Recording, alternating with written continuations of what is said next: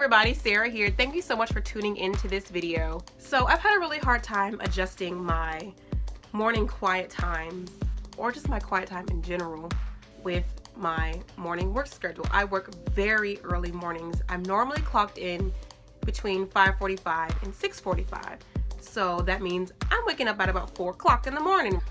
So there was a week, a couple months ago, where I went about 6 days without spending time with the Lord.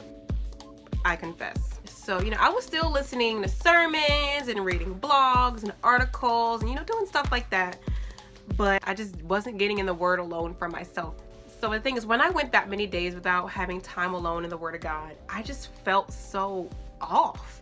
Like, I just felt really distant from God, and I just felt really off. I don't know how else to describe it, to be honest. I wasn't like cutting up at work. I wasn't cussing nobody out or nothing crazy like that. But I just felt off. I really felt the difference of not having time alone in the Word of God. Sermons and books, they're great resources, but they're not supposed to replace time alone with the source. There's no substitute for time alone in the Word of God. The Word of God is our daily bread, and we're not to live by bread alone, but by every single word that comes from the mouth of God. The Word of God is food for our souls. It is the very words of God that we're to live by. And of course, there may be, a day here or there where you can't really get into the Word of God like you really want to, but it should be our daily aim to get into the Word of God for ourselves. So from that week, the Lord showed me 2 things that I really want to share with you guys. And it's basically summed up from this quote from Pastor John O. I really apologize. I have not the slightest clue how to pronounce his last name. I will make sure to leave that on the screen for you guys. He is the pastor over at Cornerstone Church in Atlanta, Georgia, and I've really been enjoying his teachings. But nonetheless, the quote is, "Our affections affect our agenda." Who knew 5 words could be so convicting, right? So 2 points, just 2 points that I have for this video. And the first one is, what do you desire? So the first thing that got pointed out to me was that I really didn't desire him. Ouch. I wasn't spending time with him like I should, ultimately because I really didn't desire to spend time with him. I wasn't desiring God. Problem wasn't that I didn't have enough time. The problem was I didn't desire him enough. Because the thing is, if we desire something bad enough, we'll make time for it, right? We'll prioritize it.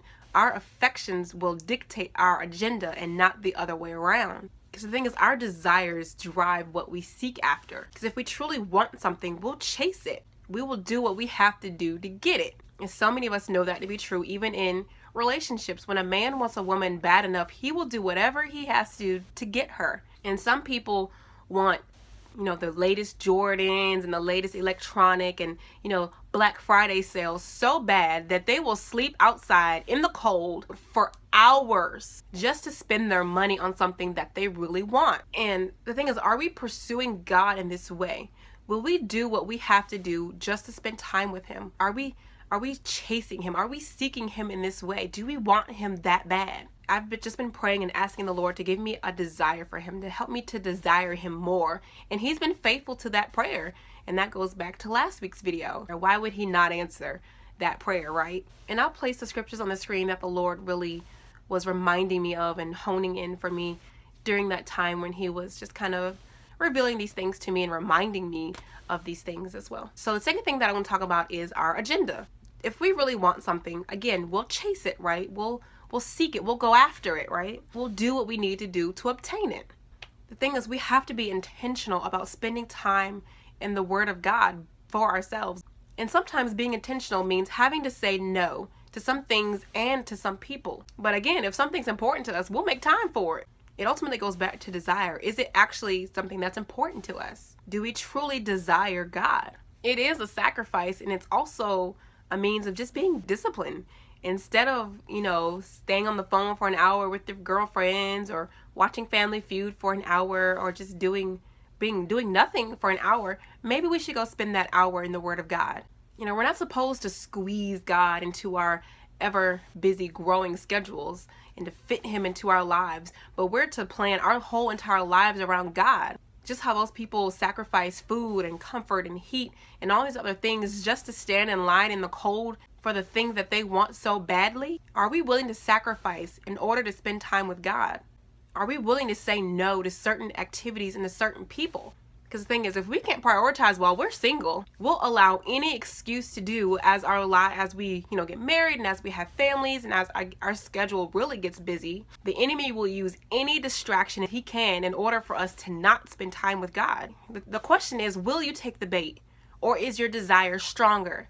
Will you pass the test? The thing is, those people that stand in line for hours for what they want have joy in doing it because they want that thing so badly. Other people, myself included, think they are absolutely crazy to go to such an extreme for standing out in the cold with no food and no heat for that long just to go spend your hard-earned money on something material. But the point I'm trying to make is, are we willing to go to great and extreme lengths just to spend time with God, just to be in His presence? Even when people tell us that we're crazy and that we're too deep and it don't take all that, girl, you being extra, it don't take all that. Are we willing to go to great and extreme lengths to spend time with God? Is it important to us? Do we truly desire Him that much? Because the Word of God is alive and active and sharper than any two-edged sword. The Word of God is our guide. It is our daily bread. The Word of God frees us. The Word of God is everything. So the thing is, we need to stop putting the Creator and the lover of our soul on the back burner. May we find the Word of God as sweet as King David did. So tell me in the comment section below, what did you guys get from this video? Do any of you guys need to make any adjustments to your schedule to ensure that you're having time alone with God? Make sure that you like this video, that you share this video with somebody that would be blessed by it, and that you subscribe to this channel for new videos every Wednesday.